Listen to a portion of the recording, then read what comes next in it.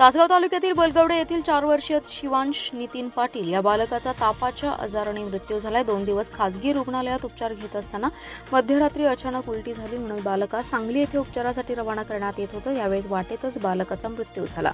मृत्यू दरम्यान त्याला पायाची आणि हाताची बोटे निळी पडली होती, त्यामुळे दंश किंवा तापाची लक्षणे अशी शक्यता डॉक्टरांनी व्यक्त केली आहे। सुरुवातीस वायफळ येथे खासगी रुग्णालयात उपचार घेतल्यानंतर रविवारी सावळज येथे दाखल केल्यानंतर बालकास जास्त झालं, त्यामुळे पुढील उपचारासाठी सांगली येथे घेऊन जात असतानाच मृत्यू झाला। या घटनेमुळे आरोग्य विभाग ॲक्टिव्ह मोड आलेला आहे।